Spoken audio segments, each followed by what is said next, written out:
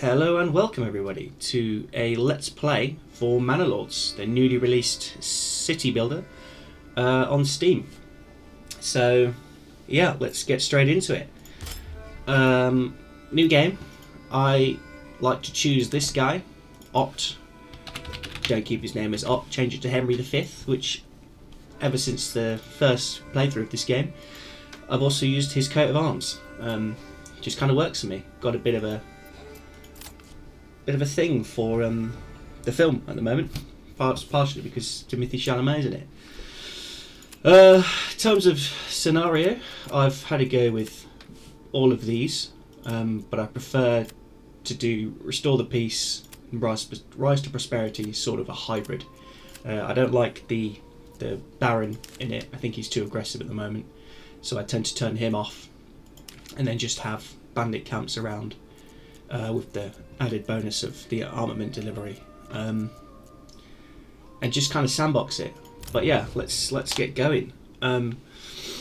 So this video, I'm going to try and just get the first development point out the way. I think it's 5 Burbage plots, and just basically start a village from scratch, and we'll just see what happens.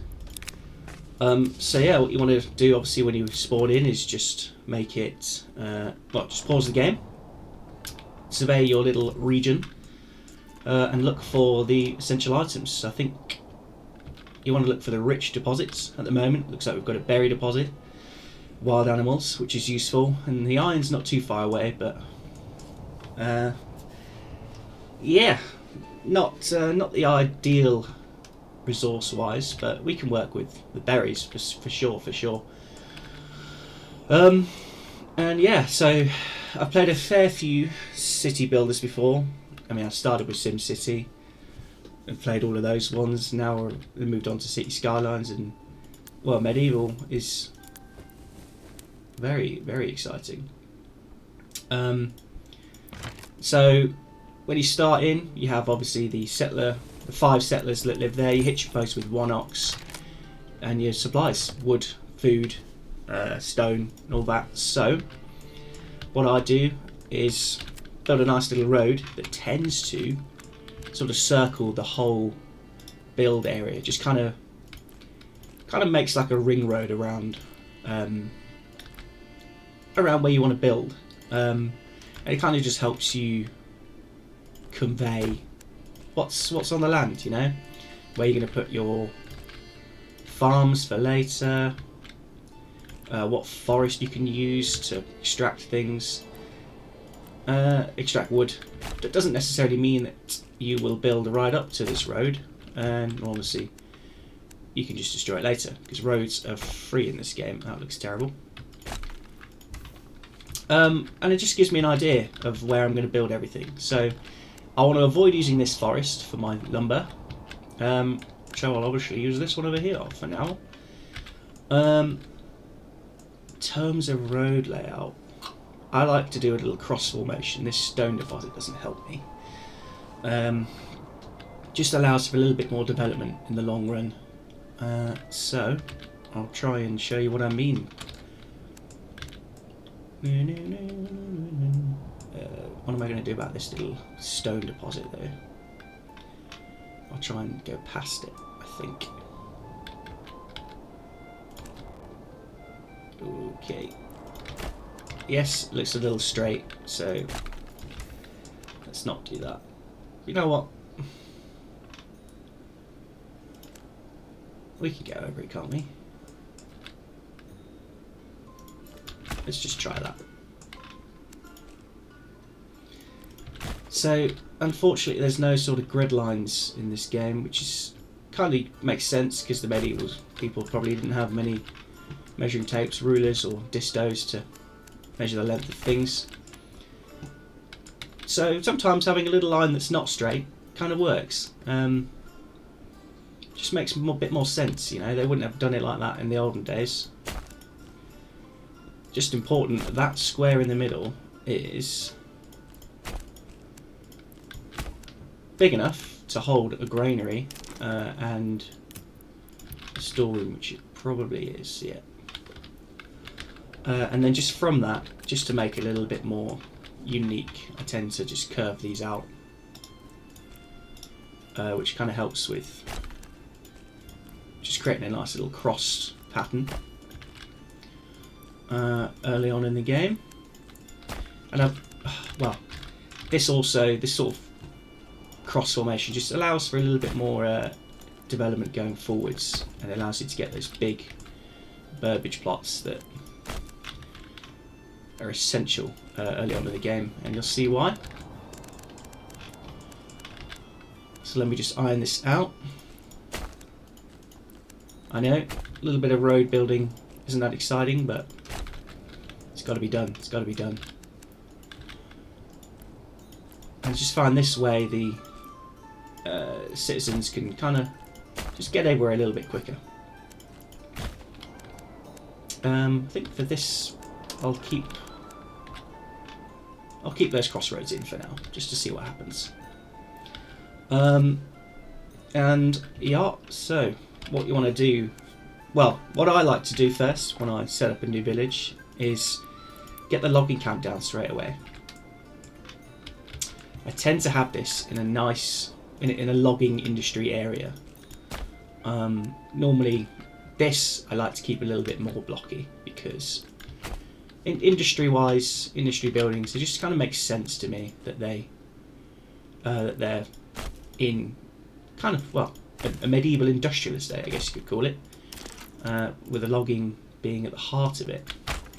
So get that up, all ready to be built. Oh yeah, another thing as well, just connect these guys to roads just so they go a little bit faster. But delete these roads later on, just, I think it helps. We'll see. So logging's up. You want to get someone sorting out food straight away as well. So we've got this rich deposit here, which I will eventually put a hunting camp down. But a really good early game resource is utilising a rich berry deposit. So slap that in there, and obviously make sure he's connected with my nice little pins, just so the workers can get there pronto. Excuse me. Right, and then storehouse and granary I slap right in the middle, and the hitching post will be there eventually as well, but for now just get these up because we need a storeroom, because if it starts raining, my old civilians won't have any food, because when the game spawns you in, the food's out in the open, and that 20 bread is essential at the start of the game. If you haven't got any food sources set up immediately, I'll just go, well, if it starts raining, it will go damp and wet. So, fortunately they're using the ox for the logging camp, which is fine. And yeah, you just got to take time, wait for all of this to be built up.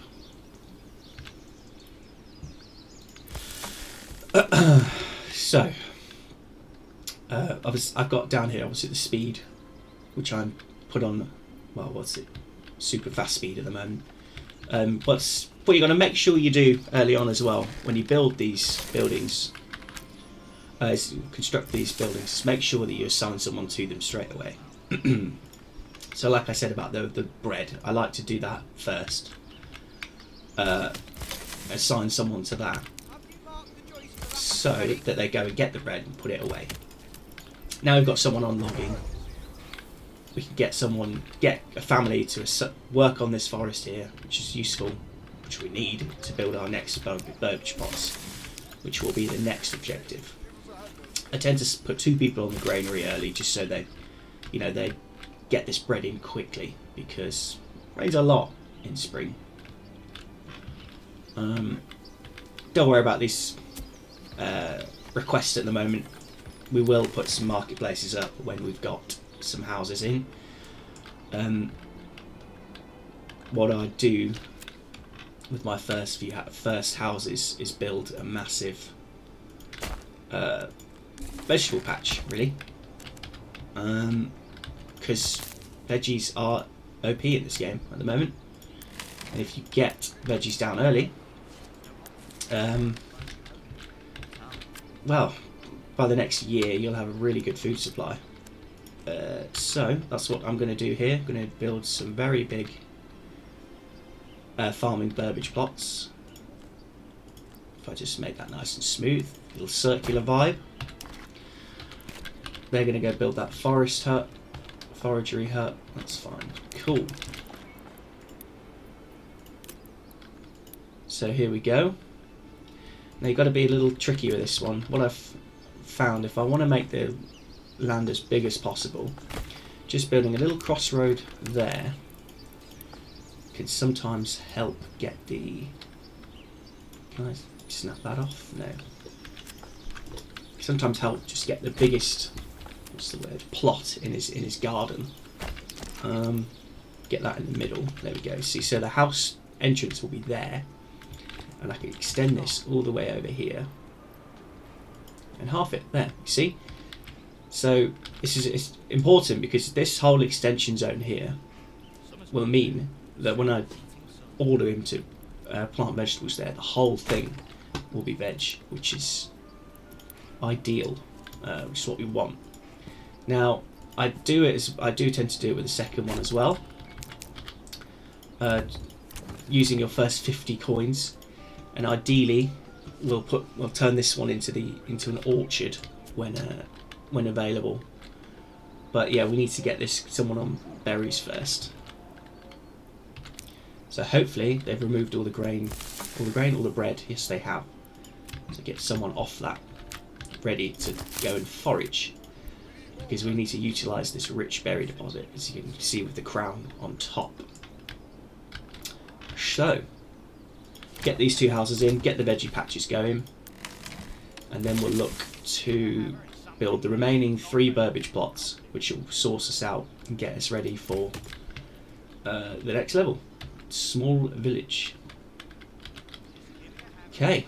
3 timber. I'm not quite ready yet. I think if we want to look to build, how many do we need? 3 at least. I'm going to need to craft some roads first, just to make sure it looks all cool, all nice. Do I want to utilise the industry sector yet? No, I don't. What I'll do is I have to rip down a bit of this forest, which is fine. It's not a forest that we need to keep. And I'll just create the back road through this forest. Would be nice to keep it, but I don't think when you build the burbage plots they do. So we'll just see what happens. Probably best now, once you've got a few berries and bread, to build a market stall. So I like to build my market stalls in 3s, as near to the centre of town as possible. So I think I'll start this one here, and you can see I've got 3 ready to be built there. That's an example of 6, 8, but 3's best, because at the moment there's only 3 marketplaces that can be built. 3 stall locations, yeah. It's fuel, which is firewood, charcoal, any types of your food and clothing. I think each market has up to 50, but these are what your villagers are going to walk from their house to, and then back to their house to get these dependencies checked off. These resources will come from the storage in the grain house, which is why you kind of need the marketplace as close as possible to that and fully stacked, because this means that this person owns that market, so he'll go from here to there to distribute probably his firewood. Yes.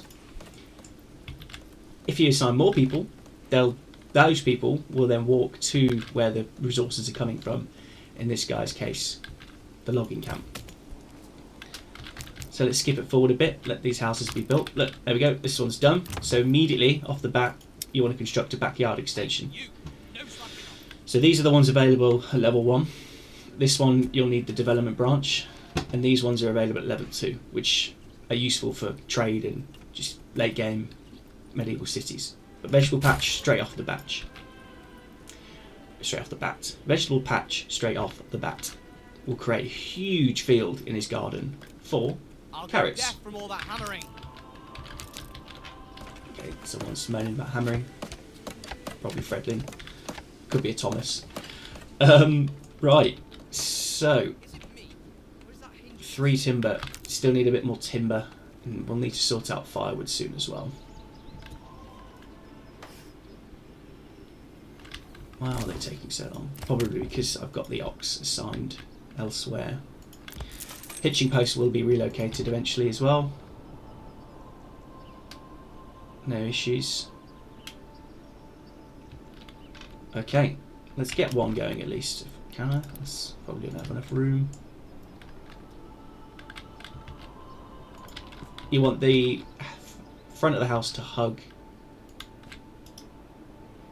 the straight line. Just makes it a little bit easier to plot everything all out. Yeah, I'm not going to have enough for 2, I don't think. Or 3. Come on. That's fine, that's fine. Although the plotting doesn't seem to want to even build 3. That's not a good start. Good sign. This is definitely big enough. There we go. Not enough goods. I'll hold it. Hold it for now. There we go. 6. So if we slap that there. Oh no, that's not 6. These ones, it's not too important how big they are, as long as you can kind of get, as long as really you can get some extensions in there, which will be useful for the shops we plan to build on them towards the end of the game. And also, these ones do have the option for an additional housing slot, which we might take advantage of. Maybe not today. But yeah, get these 3s built, and we'll have the next level. So you can kind of see the startings of this village. I make like a nice little sort of ring circle for the initial houses, and try and get 3, 6 or 8 buildings in each of these coves.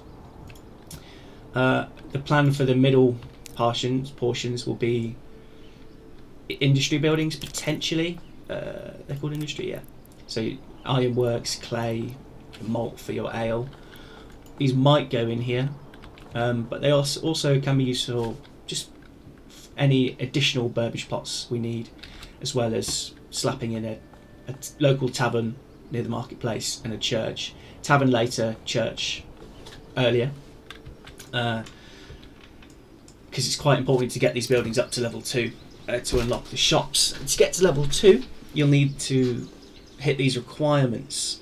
Water access, that's easy enough to do. Church, fairly easy. Monitoring these is difficult, but these are where you just need your houses to be near the marketplace to provide the food and firewood and clothing, which we'll get into eventually. So I think we've got enough lumber for those houses because I've already put them down. So 2 more buildings that you want to look to get down early. Now you've got your 1 food supply sorted, is another. Snap to rotors off. So you want to build your hunting near to the animal deposit. Fortunately, I have a rich one. So gathering food might be a little bit easier for me, or gathering meat. I don't like how this iron deposit's so close. If I ever want to utilise that, this herd might migrate, but we'll cross that bridge when we get to it. And another resource that you need to monitor is firewood. So just like food, the firewood will go down over time, and it will go down just twice as fast in the winter. Makes sense, you know, these guys get cold. And just like the sawmill or the logging camp or the sawmill, I like to build the firewood woodcutter's lodge near the forest as well. So this guy will also go out into the forest, destroy other trees, but instead of bringing back usable timber, he'll bring back fuel, firewood. So, well, that's one of the benefits of this. That's one of the benefits of this layout, is it just allows for future development. A bit of a drawback of this layout is it does take a little bit longer early game to get everything going, because there's a bit more walking for these villagers. but I'm sure they know that this hard work early on pays off. You know, someone's got to do it. Unfortunately, we're getting a good berry supply going. You've got to utilise these months of ripe berries early, because in winter these berries disappear. Then in the spring they regrow. It looks like in the summer I think they regrow as well. But still, if I had the option, I'd put someone else on that, just to get as many berries in as possible. But you need at least one unassigned family to work on any construction buildings. The second these are built, you can assign someone, you can assign this other person to do whatever you want, whether that be, you know, storeroom or grainage. It is important to keep the storeroom and grainage stocked manned, but at the start of the game you can kind of be a little bit cheeky about it and take people off it. Certainly the logging camp, I think I'm going to take someone off to help construction go a little bit faster. Because we don't need any more timber. It's not very nice, is it? Bandits we'll get back to when we've got a bit more of an army, which we'll get some swords delivered at level 1. But bandits should really be prioritised pretty early, because they'll do that. They'll steal your resources, and also when you raid them, you can get cash straight to your town, which can be used for things like the carry extensions, or you can put it in your treasury, which will be used later on to build your own army, your own group of supermarines. I did forget to put carrot in this, so let's get on that. What did it say was built then? The Burbage plots 1. Okay, cool. So these homeless people in the shelters will have somewhere to go, because all you need is 5 at the start of the game, I think. Yep. And we're all good. Right, so I need to get someone on wood cutting. There we go. That's what's been built. So now, probably the guy that was working on logging has changed jobs to create firewood. Boom. There we go. That must be the final Burbage plot. And we reach the next level. So, give a nice little message saying, here's some swords. Here we go. Strong arm militia is parameters slow any settlement. Yep, cheers for that. And so if you look down here now, I can create a militia, and if I create a unit of spearmen, you can see in that tab on the right that I've already got 20 spears and 20 large shields, which have just been delivered to me. So I can pad that out, and it'll come up red and all that, because I don't have 36 recruits. You know, I've only got 5 families living here, a couple of blokes, a couple of lads. And just the more Burbage plots you get, the more people move in, and then the more there'll be healthy males to help you fight. They don't allow women in this militia back in those days. So yes, this is where I was going to end the video, to show you the start of the game. I'll just show you a few more things about what I'm going to do next. So this development point is quite key early on. Most people go down the trading route. I've seen a few people do that, and it's good, but when you get to the point where you kind of need to do trading, should have loads of money anyway. This is useful if you just fancy doing a lot of mining. This is kind of not good, kind of not great. I like the idea of the advanced skinning, getting more meat, but I just think the whole meat distribution in this game is too slow, or meat production. So I have been playing with farming a little bit more. Bakeries is a good one, heavy ploughs is good, sheep breeding's not that great, but I tend to try and get orchard first. But I'm not going to build that yet, because I don't have enough coin to actually convert a Burbage plot to be an orchard. I will try and do it on this one eventually. But it does cost 50 coin here. And it's just another food variety, which will be essential to boosting your buildings level later on in the game. Here, these will go up the higher the level, so you'll need at least a variety of 3 different foods. And obviously, we've only got two at the moment. Yeah, berries and bread. alas, everything's been built, so let's get someone on that eventually. And in the next chapter, we'll just look to secure probably another food source of some sort. Get more people moving in, expand these. See here, these Burbage plots I've built with a option for an additional living space, so they'll go and build a little extra house there and, well, co-own with another family. So I'll probably try and do that for a few of these, if not all, and just, you know, aim for the next settlement level, which is medium village. So that's that.